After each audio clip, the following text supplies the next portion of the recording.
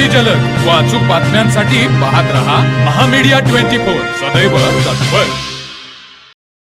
कोल्हापूर पुणे विभागातील रेशन धान्य दुकानदारांची पुरवठा विभागाचे पुणे विभागीय उपायुक्त दिनेश तावरे यांच्या समन्वयात बैठक संपन्न झाली। यामध्ये रेशन धान्य दुकानदारांच्या समस्या सोडवण्यासाठी विभागातील सर्व जिल्ह्यातील रेशन धान्य दुकानदार संघटनेच्या अध्यक्षांबरोबर योग्य समन्वय ठेवण्याची ग्वाही उपायुक्त दिनेश तावरे यांनी दिली आहे, अशी माहिती रेशन धान्य दुकानदार संघटनेचे कोल्हापूर जिल्हाध्यक्ष डॉक्टर रवींद्र मोरे यांनी आज एका प्रसिद्ध पत्रकाद्वारे दिली आहे। कोल्हापूरसह राज्यातील रेशन धान्य दुकानदारांना अनेक समस्या भेडसावत आहेत। त्यामध्ये पॉस मशीन मधील तांत्रिक अडचणी, थकीत कमिशन, जीवनावश्यक वस्तू विक्री करणाऱ्याला परवानगी याचा समावेश आहे।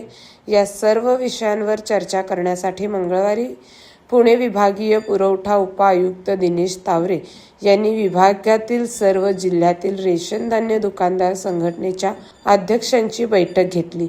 यामध्ये रेशन धान्य दुकानदारांच्या विविध प्रश्नांवर चर्चा झाली। तावरे यांनी या सर्व समस्यांबद्दल सकारात्मक भूमिका घेतली आणि समस्यांचे निवारण होण्यासाठी रेशन धान्य दुकानदार संघटना अध्यक्षांबरोबर सातत्याने समन्वय ठेवला जाईल, अशी ग्वाही दिल्याची माहिती डॉक्टर रवींद्र मोरे यांनी आज एका प्रसिद्ध पत्रकाद्वारे दिली आहे।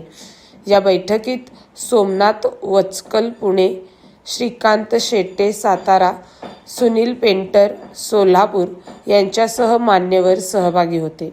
तर मग चला सबस्क्राइब करायला विसरू नका महामीडिया 24 न्यूज चॅनलला। महामीडिया 24 सदैव तत्पर।